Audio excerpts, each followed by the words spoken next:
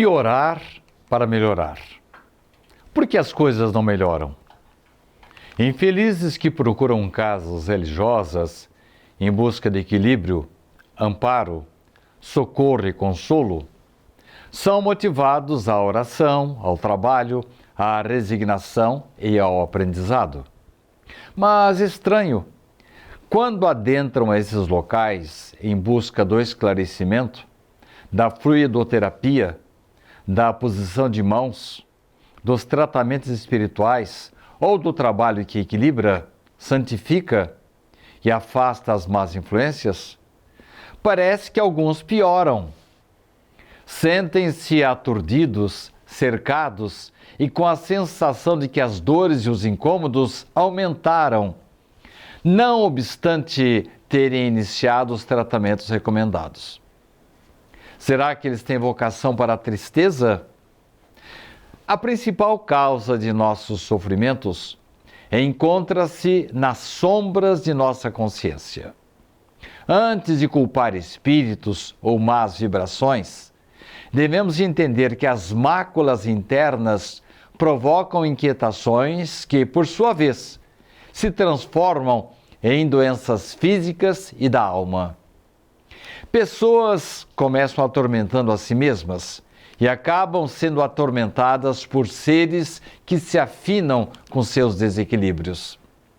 Está aí a corporificação do ditado popular: quem namora a doença acaba se casando com ela, que tem como vítimas preferidas criaturas que costumam usar óculos escuros e veem somente sombras na vida e nas outras pessoas. Mas será que tristeza tem remédio?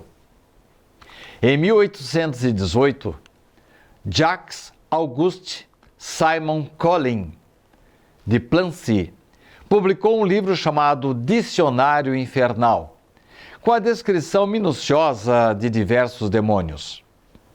A organização desse dicionário teve como objetivo amedrontar mentes com pinturas e gravuras terríveis.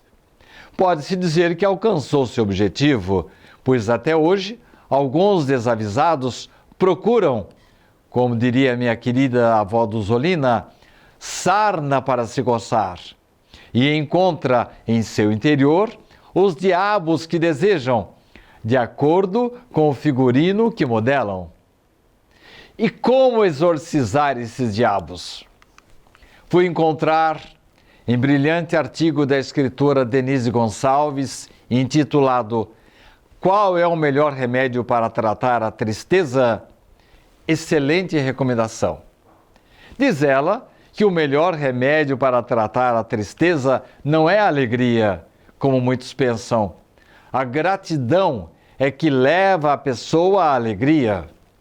A partir daí, a autora discorre sobre a necessidade de agradecermos pelas dificuldades e pelas oportunidades de desenvolvimento de nossas virtudes, mormente na convivência com familiar difícil. Exalta ainda a necessidade de, a cada amanhecer, agradecermos a Deus por mais um dia de vida, com a possibilidade de abrir os olhos, movimentar o corpo, respirar e sentir o sabor dos alimentos. Denise encerra seu oportuno texto citando Epícoro de Samos. As pessoas felizes lembram o passado com gratidão, alegram-se com o presente e encaram o futuro sem medo. Será que estamos à mercê dos obsessores? Obsessores? Não. Sócios no vício. Como vemos, amigo espectador, não nos cabe apenas defenestrar terceiros, atribuindo-lhes a culpa de nossos sofrimentos. O primeiro passo, sem dúvida, é olharmos para dentro de nós mesmos e lavarmos as sombras que imprimimos em nossas consciências.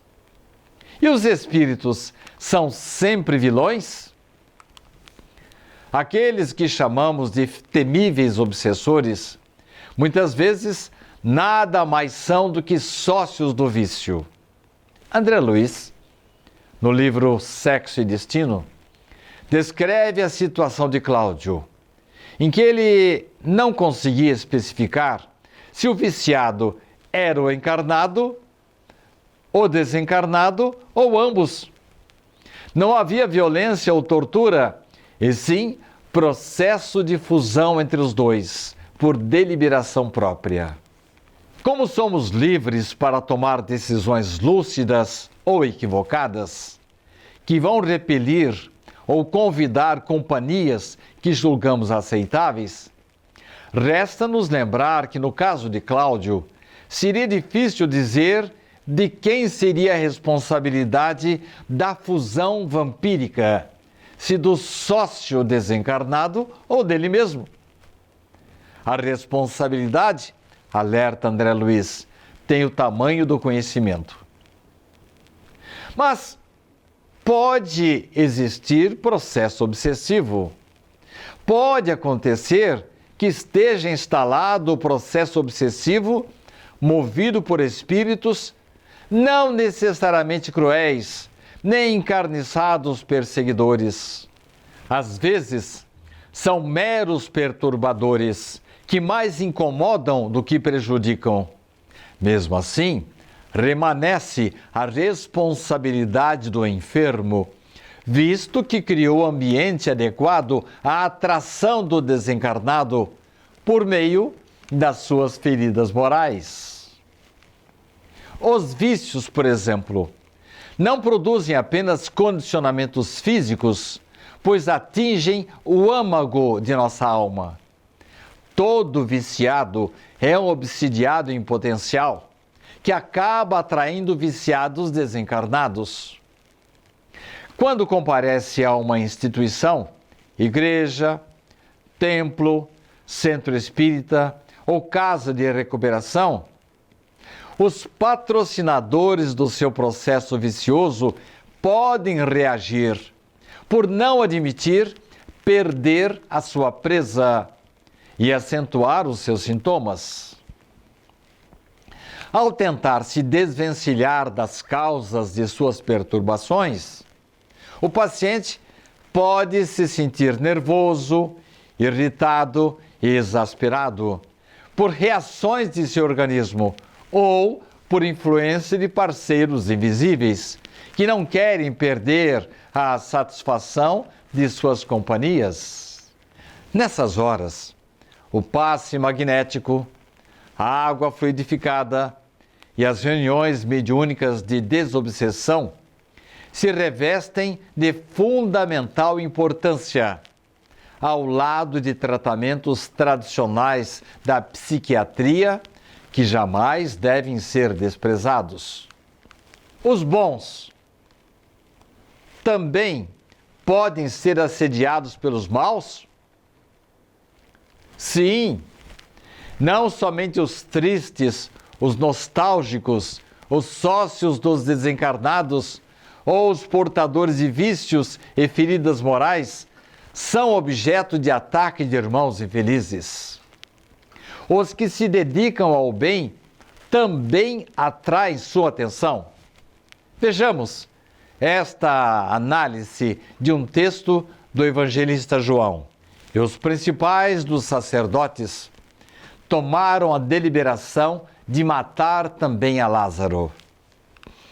Emmanuel, o mestre da síntese, o exegeta do Evangelho, apresenta a intenção do farisaísmo de destruir Lázaro, para que não se consolidasse o poder do Cristo.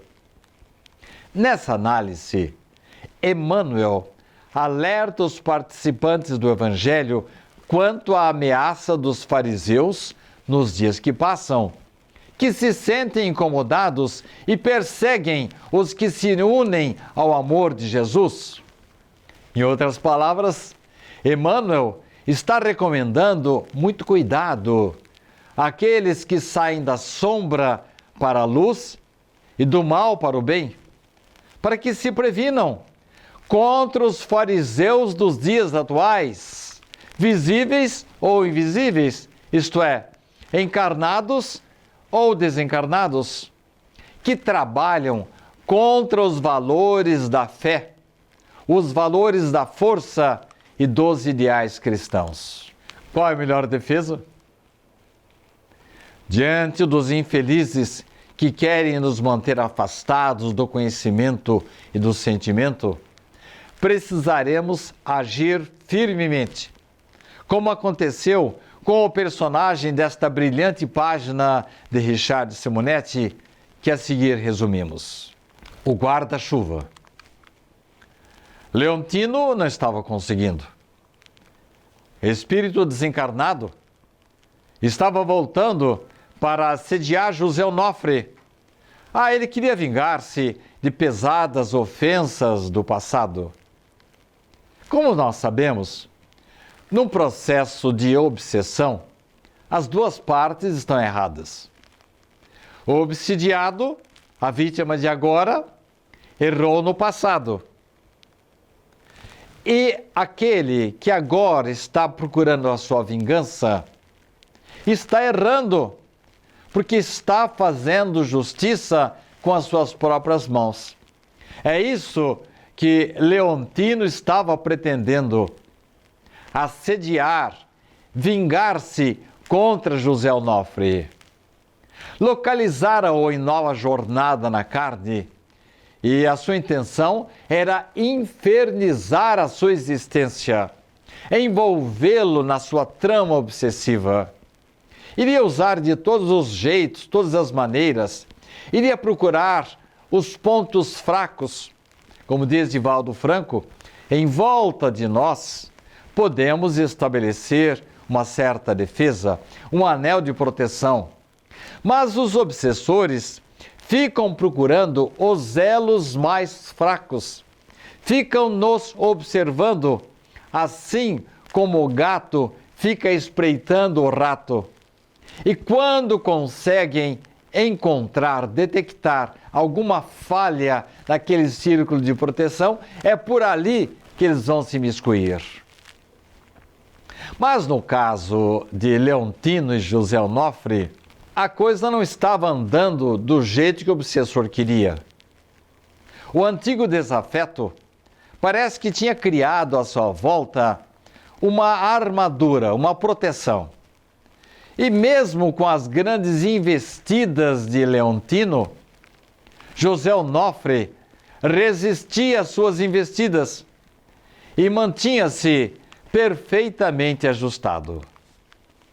Então, o obsessor, Leontino, resolveu procurar alguém mais experimentado, algum obsessor com mais forças, mais experiência, que conhecesse mais os meandros do processo obsessivo. Resolveu apelar para um companheiro mais tarimbado, Quirino. Quirino era um especialista em atazanar as pessoas. Quirino sabia de todos os meandros, as técnicas, para poder envolver as criaturas que ele queria perturbar. Era um especialista no assunto, usando de extrema sutileza nas suas investidas. Alguém que talvez de religiões ortodoxas, mais tradicionais, poderia definir como um verdadeiro ser demoníaco. Era um verdadeiro diabo especializado em perturbar criaturas incautas. Mas não era nada disso. Nada de diabo. Nada de um indivíduo que tenha nascido para o mal.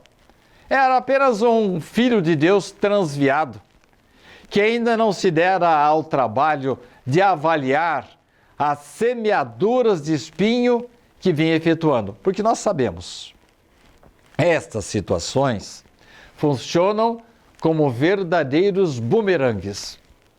Quando nós fazemos algo de bom ou de ruim, criamos, teoricamente, uma espécie de bumerangue. aquilo que lançamos retorna para nós.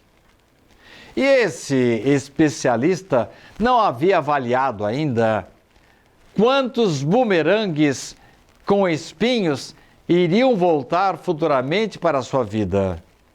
Ele estava semeando espinhos, iria futuramente colher dores. Um dia, fatalmente, iria colher os penosos reajustes das situações que ele havia provocado durante a sua vida de espírito. Mas repetimos, dentro da doutrina espírita, não admitimos a existência de criaturas criadas para serem más eternamente. Todos nós, bons ou maus, receberemos novas oportunidades de reajuste. Ninguém está destinado a cumprir penas eternas, irremissíveis. Não existe o inferno eterno para ninguém. Todas as criaturas, mais cedo ou mais tarde, receberão a grande oportunidade de retornar ao caminho do bem. Nem o inferno irremissível, nem a situação metafórica de um céu em que nada se faz. O experiente obsessor ouviu as frustrações do nosso caro Leontino. Ouviu calmamente. Ouviu, perguntou: você já identificou as fraquezas da sua vítima? Ah, sim, José Onofre. José Onofre tem, como todos nós temos, problemas para resolver.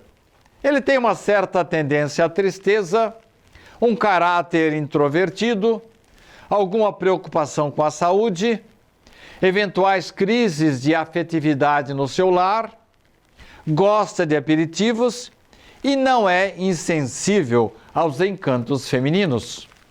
Bom, então você conseguiu puxar esses fios para enrolar esse indivíduo? Ah, sim. Bem que tentei, mas até agora não consegui qualquer resultado. Ele não tem tempo para render-se às próprias mazelas. Ele tem defeitos, mas vinculado a um trabalho, ele ocupa todas as suas horas livres em serviços diversos.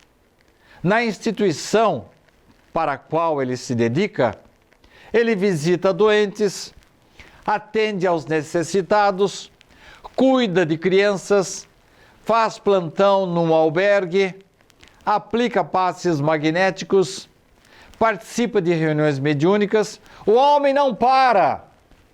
Simplesmente não sobra espaço em sua mente para infiltração de ideias obsessivas. Eu não consigo penetrar na vida dele. Quirino franziu o senho. Quando nossas presas encasquetam a ideia de que devem ocupar o tempo ajudando o semelhante, aí fica difícil. Você tentou o ataque por vias indiretas? Ah, sim. Segui os nossos protocolos. Segui fielmente os nossos programas. Explorei as tendências neuróticas da esposa, criando-lhe problemas no lar.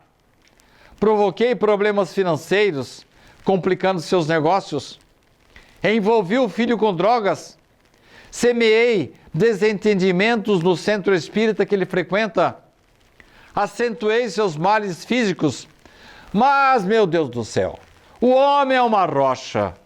Parece uma criatura inabalável. E ele sempre está procurando, confiando na proteção divina.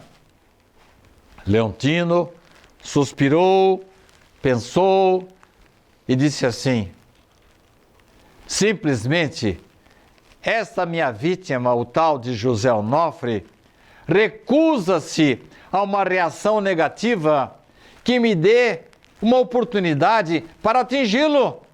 Qual é o seu conselho, perguntou Leontino para o chefe das trevas. Ao que ele respondeu: desista. Espera aí. É isso tudo que você tem para me dizer? Olha, eu sou experiente nessa área e eu estou sendo apenas realista. O problema é o que o seu desafeto, a sua vítima, abriu o guarda-chuva protetor. Que raio de guarda-chuva é esse? Quando essas pessoas se apegam ao bem, à verdade, e vão superando gradativamente os seus defeitos, fica difícil que nós joguemos tempestades sobre ele. As tempestades existenciais não o atingem. Esse indivíduo seu, essa sua vítima, está lutando contra os seus defeitos. Ele parou para fazer uma reflexão e concluiu os erros que ele tem. E a partir daí, criou uma sistemática no sentido de não repetir esses erros. E mais, pelo que você está me contando, ele está promovendo a reparação desses males. Na verdade, a sua vítima, José Onofre, está promovendo aquilo que nós mais tememos: a sua renovação moral, a sua transformação interior. Por isso, desista. Mas o que vem a ser esse tal de guarda-chuva e essa proteção que você referiu, a que você se referiu? O guarda-chuva é a prática do bem, aliada à confiança em Deus. É preciso esperar, torcendo para que ele se decida a fechar o guarda-chuva. E aí, nós chegamos, amigos espectadores e irmãos, àquela recomendação, aquela observação de Divaldo Franco, de que os obsessores, quando encontram um obstáculo, quando encontram uma vítima protegida, com esse anel de proteção à sua volta, ele fica aguardando, fica procurando um dos elos que se rompa para daí entrar e fazer o seu estrago. Mas ficam à distância, como se um gato ficasse espreitando o rato. Então, enquanto isso não acontece, ele vai estar numa situação indevassável. Qual é o remédio infalível para combatermos a tristeza? Desfazer associações infelizes, libertar-nos dos vícios e reunir forças para vencer os adversários da verdade?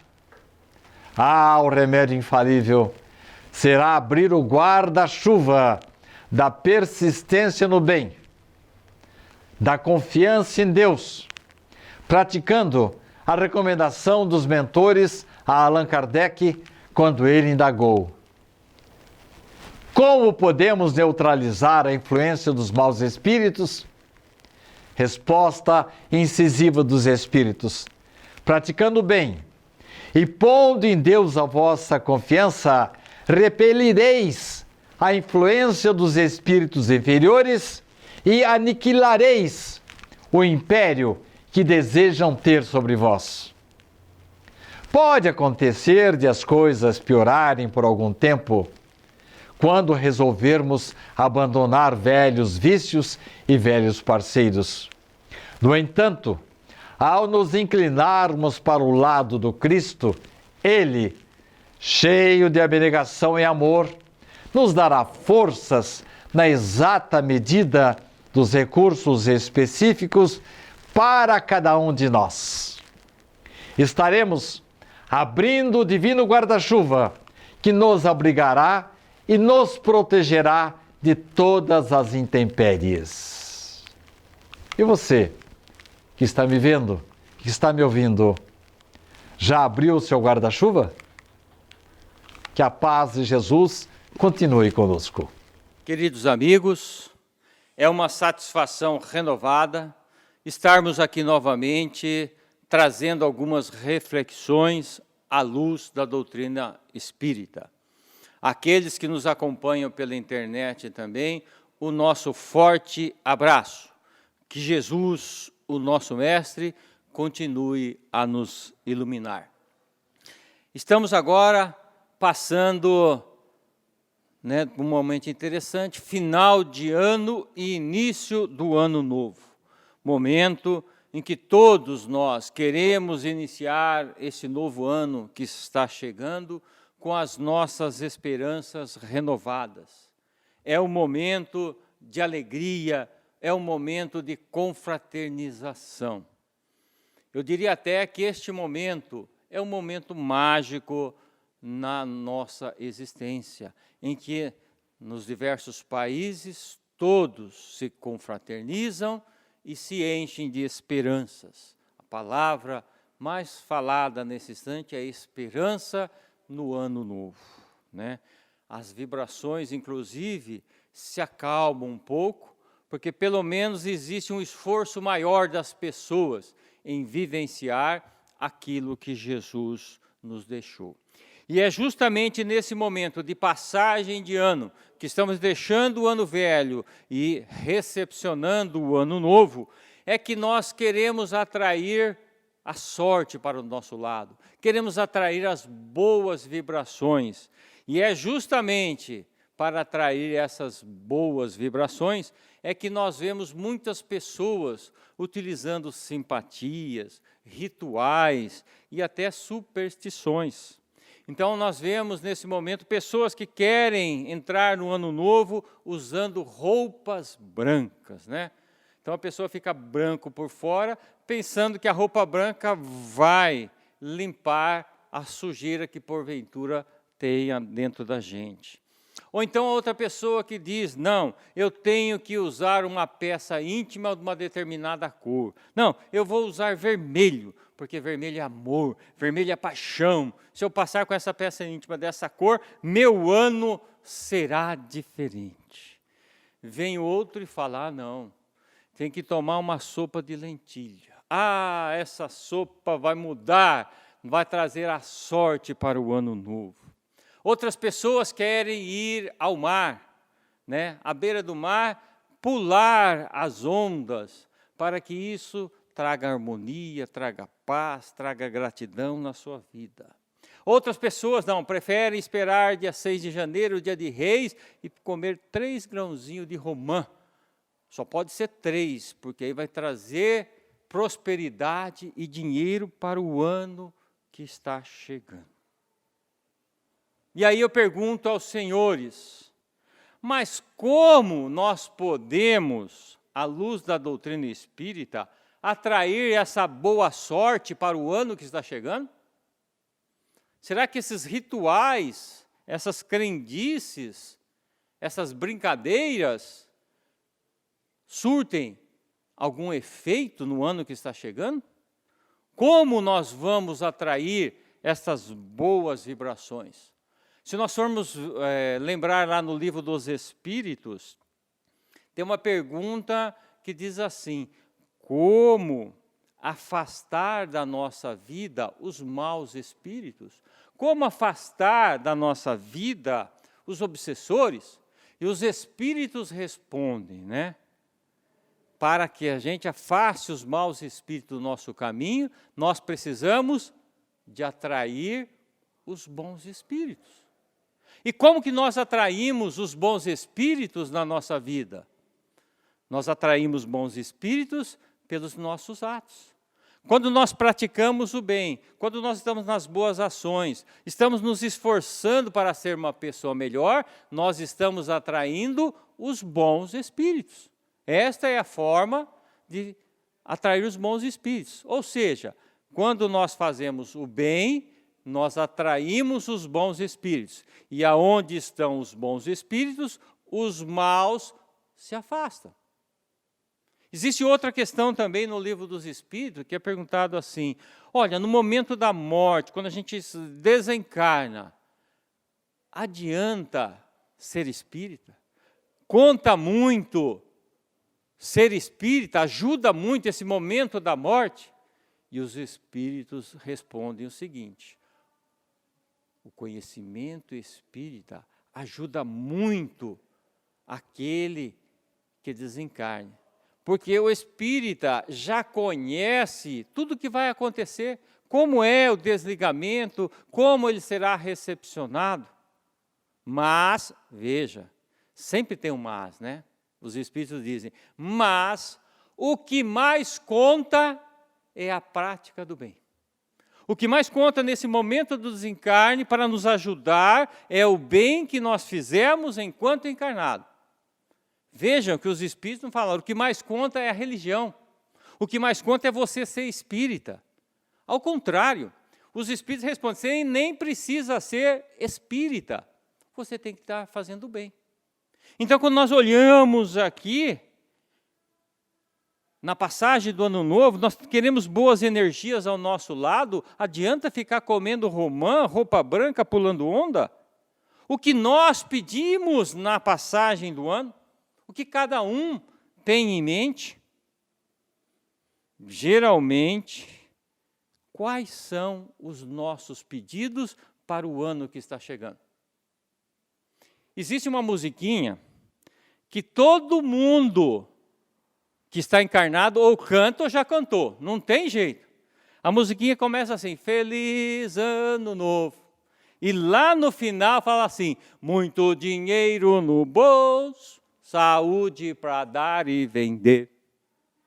Veja, eu pergunto, mas será que se nós tivermos tudo isso que nós estamos pedindo, teremos a garantia de um ano cheio de felicidade, cheio de paz, cheio de alegria, muito dinheiro no bolso, saúde para dar e vender? Será que nós estamos pedindo a coisa certa? Por quê? Deus nos dá saúde. O que normalmente ocorre é que nós mesmos tratamos de acabar com a nossa saúde. Quando nós pegamos e saímos em nome destas festas que existem e cometemos os excessos na alimentação, os excessos nas bebidas alcoólicas, no fumo e outras drogas prejudiciais. Então, nós não damos conta de que a nossa saúde depende de nós. Não depende do ano novo que está chegando. Eu tenho que ter consciência, se eu quero ter saúde no ano que está chegando, eu tenho que ter na minha vida atitudes que geram saúde. Como esperar saúde no ano novo se eu não faço uma caminhada por semana? Se eu não tenho atitudes que geram saúde, não vou ter saúde no ano que está chegando. Se eu quero ter paz nesse ano novo, eu tenho que ter em minha vida atitudes que geram a paz. Como querer a paz nesse ano novo, se eu sou uma pessoa irritadiça, falou, levou comigo, já dou o troco, eu sou uma pessoa com tendências a agir com mais violência, com impaciência? Como querer a paz? Eu tenho que ser a paz que eu quero ver no mundo. Então, nós temos que nos conscientizar que para se ter um ano bom, todos nós temos que fazer a nossa parte. Porque se nós formos pararmos para pensar o que significa essa passagem de ano, nós vamos perceber que nada se modifica externamente. Não existe nenhum milagre do dia 31 para o dia 1º. Tudo continua como na véspera, exteriormente. Os doentes continuam doentes. Os que estão no cárcere permanecem encarcerados. Os infelizes continuam o mesmo. Os criminosos continuam arquitetando seus crimes, e assim por diante. Então, somos nós, e somente nós, que podemos construir um ano melhor. Já que um ano novo feliz não se deseja, se constrói. É isso mesmo que vocês estão ouvindo. Nós desejamos muito um ano bom e feliz, mas não temos ânimo para construir um ano bom e feliz. Então, para ter um ano bom, nós temos que começar desde agora a fazer o nosso investimento. Porque hoje estamos colhendo o que foi feito no ano anterior. Tudo que nós fizemos, colhemos no ano anterior. Mas nesse ano que se inicia, vai depender dos meus investimentos morais, educacionais, culturais, que vai determinar se ele vai ser bom ou se ele não será bom. Então, para construir esse ano bom, nós temos que começar com a nossa reforma moral. Nós temos que começar repensando os nossos valores, o que precisa ser mudado na minha vida, o que eu não estou gostando, no que eu preciso melhorar. No Evangelho segundo o Espiritismo, capítulo 17, Kardec nos diz: reconhece-se o verdadeiro espírita pela sua transformação moral, pelo esforço que emprega para dominar as suas más inclinações. E Santo Agostinho dá a receita, né? Todas as noites, antes de deitar, nós deveríamos parar e passar em revista todos os acontecimentos daquele dia. Verificar o que nós fizemos de bom, de ruim, o que nós gostamos, o que nós não gostamos. Isso não é uma autotortura, não é para fazer isso para nos torturarmos, mas para fazermos uma reflexão, para reavaliarmos e não tornar no dia seguinte a ter as mesmas atitudes. Se eu paro, repenso, olha, eu não gostei daquilo que eu falei, me arrependi, eu me precipitei. Se você fez essa avaliação, no dia seguinte você vai tomar mais cuidado para não cometer o mesmo erro. Esta é a intenção. Hoje nós deveríamos ser melhor do que nós somos ontem e procurar amanhã ser melhor do que hoje. É a lei da evolução. E esse ensinamento de Santo Agostinho nós podemos aplicar na passagem do ano. O mesmo que nós podemos fazer esta avaliação do que foi o ano passado e do que nós queremos para o ano que vem. Então, o que nós fizemos no ano passado? Tem gente que fala assim: nossa, ainda bem que passou, deleta, eu não quero nem mais ouvir falar do ano passado. Não, nós temos que ouvir falar do ano passado para aprender com os acontecimentos que ocorreram na nossa vida. Tudo é aprendizado. As coisas boas e as coisas negativas. Tudo contribui para o nosso crescimento, mas nós temos que aprender. Nós temos que saber aproveitar esses acontecimentos. Então, nós temos que fazer, sim, essa reflexão do que foi o ano passado, do que vai ser esse ano novo, e começarmos a modificar os nossos comportamentos equivocados. O que a gente achar que não foi bom, jogamos fora. E começamos a essa modificação. Aí sim estaremos investindo num bom e feliz ano novo. Dá trabalho? Dá trabalho. Mas é um esforço de aprendizado e é individual.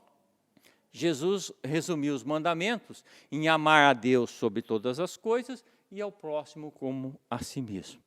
Então, quem se ama, preserva a sua saúde. Quem se ama não se bombardeia, não fica toda hora pensando em elementos nocivos, nem na questão espiritual, a ira, a raiva, o ciúme, tudo isso provoca o desequilíbrio em nós. Quando nos amamos, nós modificamos os nossos pensamentos. E como amamos Deus acima de todas as coisas, nós respeitamos a natureza, nós respeitamos o semelhante, porque entendemos que todos nós fazemos parte do mesmo universo e temos que construir este bom ano. Eu separei aqui uma carta de Emmanuel, uma mensagem que está no livro Vida e Caminho. A mensagem é intitulada Carta de Ano Novo. O Emmanuel diz o seguinte: Ano Novo é também a renovação de nossa oportunidade de aprender, trabalhar e servir. Esse aprendizado, ele pode ser na área material, né, das ciências, do trabalho material, e também o aprender espiritual, o aprender na casa espírita, o aprender de cursos, de atividades. Aprender, trabalhar e servir. Olha o equilíbrio, a harmonia que nós devemos tentar construir em nossa vida. Então, o ano novo é recomeçar. Recomeçar a jornada, procurando aparar as arestas, procurando consertar aquilo que nós achamos que não fomos bem no ano passado. Porque cada ano que se inicia é uma renovação do contrato com a vida. São novas oportunidades que teremos para a gente desenvolver, aplicar, viver esta maravilhosa vida. Nós podemos, sim, distribuir o amor, aquele amor que nós já temos dentro de nós. E o que é distribuir amor? É agir como? Com solidariedade, agir com gentileza, agir com amizade. Quando eu utilizo a caridade, a compaixão, a fraternidade, isto é distribuir amor. Então, amor não é uma declaração, amor é uma ação. Então, nós temos que demonstrar. Não adianta só a gente ficar olhando. Emmanuel continua: o tempo, como paternal amigo, como que se reencarna no corpo do calendário, descerrando nos horizontes mais claros para a necessária ascensão. Então, nós temos que ver a oportunidade, mais um ano que se inicia. Não vamos desperdiçar estas oportunidades, porque aproveitá-las bem ou mal vai depender do livre-arbítrio de cada um. Então vamos ter consciência do que a vida está nos trazendo, porque a vida é como um rio. O rio que desce, ele nunca mais passa de novo no mesmo lugar. Passa outra água, mas não a mesma. Então, as situações que nós temos na vida são únicas. Se você tiver neste ano a oportunidade de viajar com o pai, com o irmão, com o filho, é este ano. O ano seguinte, nós não sabemos se nós estaremos aqui, qual a condição de saúde nossa e a condição do nosso ente amado. Então, vamos aproveitar as possibilidades que a vida nos traz. O dia logo passará, e o chamaremos ele de ontem. O amanhã, em breve, será hoje, que logo se tornará ontem. Então, esta é a dinâmica da vida. Então, vamos viver intensamente. Viver intensamente é viver com responsabilidade. Não deixar a vida te levar não sei aonde. Estabeleça os objetivos de sua vida para que você possa sentir-se gratificado ao encerrar mais um período do ano próximo. Emmanuel continua a nos dizer: lembre-se de que o ano em retorno é novo dia a convocar-te para a execução de velhas promessas que ainda não tivestes a coragem de cumprir. É o que nós mais ouvimos na virada do ano. Agora vai, é esse ano, né? Vou fazer regime, vou parar de fumar, vou fazer caminhada, vou fazer um curso na casa espírita. Todo mundo fica super animado. Só que nós temos que ter uma base, uma estrutura. Não é a emoção do momento, né? Eu quero, mas você não tem uma sustentação. Eu vou fazer um regime, não para ficar mais bonito, né? Mas porque eu sei que eu vou ter menos doenças, eu vou ter uma saúde melhor se conseguir fazer esse regime. Eu vou parar de fumar porque eu sei que isso traz consequências tanto espirituais quanto materiais. Então, eu tenho que empreender um esforço de renovação de dentro para fora. Tudo aquilo que vier de fora para dentro não vai ter sucesso. Nós teremos só a iniciativa e, como diz o outro, não teremos a acabativa. Não vamos acabar. Vamos começar o curso do Coen Wesde, mas no final, mais da metade ficaram pelo meio do caminho. Então, nós temos que fazer essa pergunta: o que nós queremos da vida? O que você quer para você neste ano? Corra atrás dos seus sonhos. Emmanuel continua: se tens algum inimigo, faze das horas renascer-te o caminho da reconciliação. Jesus já falou: reconcilia-te com o teu adversário enquanto está a caminho. Nós espíritas não gostamos muito dessa palavra, inimigo, né? Ah, espírita não tem inimigo. Então, espírito tem o quê? Tem desafeto, tem antipatia, tem inimizade. Dê o nome que você quiser. Emmanuel está falando: se ajuste, se reconcilia. Jesus já falava, né?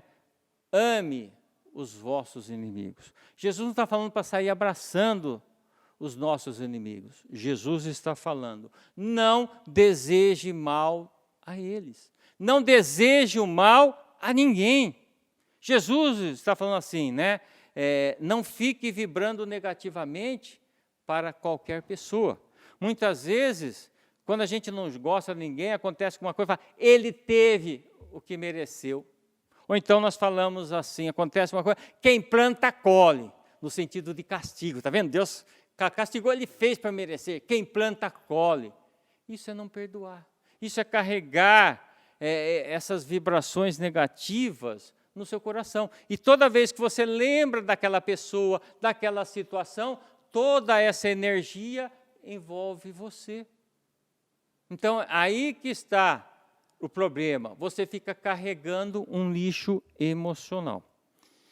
Segue Emmanuel. Se foste ofendido, perdoa, a fim de que o amor te clareie a estrada para a frente. Se você for ofendido, principalmente na internet, no WhatsApp, porque hoje em dia acontece de tudo eletronicamente. E as vibrações, o que nós escrevemos, mesmo eletronicamente, interfere e pode mudar a vida dos outros. Muito cuidado, né? Quem não perdoa, carrega uma carga negativa. Ah, mas a pessoa me prejudicou, ele me fez tal coisa, ele me magoou. Não se permita magoar. Ninguém pode nos magoar se nós não o permitimos. Então entenda a situação, não se deixe magoar. Entenda que aquele seu provável inimigo, mas é um irmão nosso que está te agredindo, ele pode ser um irmão que está doente, que está em desequilíbrio. Então você não vai atacar uma pessoa que está em desequilíbrio. Ore por ele. Não fique jogando vibrações negativas. É isso que ele está falando. Amar é não pensar negativamente com ninguém. Faça esse esforço de transformação. É fácil? Não é. Mas comece, tente. Coloque como objetivo da sua vida. Você se sentirá uma pessoa melhor. Emmanuel continua: se descansaste em demasia, volve ao arado de tuas obrigações e planta o bem com destemor para a colheita do porvir. Né? Nós temos que fazer aqui uma reflexão. Por causa dessa pandemia, muita gente caiu na ociosidade. Né? Muita gente ficou parada, não vou na casa espírita, não pode, tem a Covid, e não fez nada. Você estava na sua casa? Pergunto, quantos livros você leu durante esse período da pandemia? Que você não pôde estar vindo fisicamente à casa espírita. Nós tínhamos que estar ativos. A leitura, o estudo, nos faz ligar com a espiritualidade maior. Quando nós estamos estudando, nós estamos afastando espíritos atrasados que podem estar nos acompanhando. Quando nós estamos estudando na nossa casa, nós estamos atraindo os bons espíritos. André Luiz, no livro Opinião Espírita, na mensagem intitulada examinemos a nós mesmos, ele diz: o espírita que não progride durante 3 anos sucessivos permanece estacionário. Se nós ficarmos 3 anos na mesmice, só vindo aqui na reunião do centro, não fazendo algo diferente, não crescendo, não aprendendo, nós estamos estacionamos, paramos. Isso não pode acontecer, porque nós deixamos de aproveitar as oportunidades da vida. Começamos a envelhecer, porque não renovamos as nossas vibrações. Ele continua também: não maldigues nem condenes ninguém. Isso é difícil, porque é o que nós mais fazemos, né? Nós não fazemos fofocas, nós atualizamos notícias, né? Tem gente que fala, é diferente. A maledicência é quando nós falamos mal de alguém na ausência dessa pessoa. Então, quantas vezes nós somos maledicentes? Achamos que estamos certos, mas nós apontamos o dedo para aquela pessoa. Emmanuel também diz: cultiva o bom ânimo com os que te visitam, dominados pelo frio do desencanto e da indiferença. Cultivar o bom ânimo. Jesus já disse: para que tenhais paz em mim, no mundo tereis aflições, mas tende bom ânimo, eu venci o mundo. Jesus já disse, reencarnou, nós ganhamos o pacote da dor, não o sofrimento. O sofrimento é opcional. Nós é que escolhemos passar por uma aprovação com sofrimento ou sem sofrimento. E Jesus já nos alerta, no mundo tereis aflições. Então ele está falando, se preparem. Nesse ano que está chegando agora, teremos aflições. Nós estamos encarnados. Com as notícias que nós vemos aí, não tem como não passar alguma aflição. Mas se a dor vem, não vamos deixar que o sofrimento nos domine. Só um exemplo, eu tive um acidente tempos atrás, quebrei o pé. E quebrei o pé, ninguém vai planejar, alguém está planejando nesse ano quebrar o pé? Não está. Mas a vida nos traz as circunstâncias. E eu quebrei o pé, nunca tinha quebrado nada. Aí vai, engessa o pé, não, vai por bota, não, fisioterapia. Fiquei 6 meses nessa situação. Não pude dirigir, tinha que andar de muleta. Aí então você fala, nossa, como é bom você poder ir e vir a hora que você quer. Como é bom você pegar o carro, não depender de terceiros para vir em determinados locais. Então a vida mandou uma mensagem. Para mim, eu podia passar essa dor de ir lá, engessar, pôr no lugar o pé. Isso é questão da dor, mas e o sofrimento? Isso não foi sofrimento. Porque eu olhei pela questão moral, pela questão do aprendizado. Se eu tive que ficar 6 meses nessas circunstâncias, eu passei, aprendi a andar de muleta, não quero andar mais de muleta, né? Mas tive que aprender, andei certinho, caí umas 3 vezes, mas tudo bem, não quebrei o pé de novo, mas é um aprendizado de paciência, de você entender as limitações que nós temos. Essa é a lição. Eu tenho a dor, mas não tenho sofrimento. Agora estão falando que a influenza está vindo aí, está pegando muita gente. E alguém está pondo a influenza no cardápio desse ano? Não, ano novo eu não quero saber. Mas e se pegarmos a influenza? Vamos lembrar. Pegou? Levanta a cabeça e vamos passar pela influenza sem o sofrimento. Isso faz parte do nosso aprendizado. É isso que o Emmanuel está passando. O ano novo, então, depende de cada um de nós, como nós vamos desenhar este ano. E nós devemos, neste início de ano, né, não só desejar feliz ano novo, mas sim começar já a construir um ano novo feliz. Que Jesus seja o nosso grande inspirador. Feliz ano novo. Muita paz.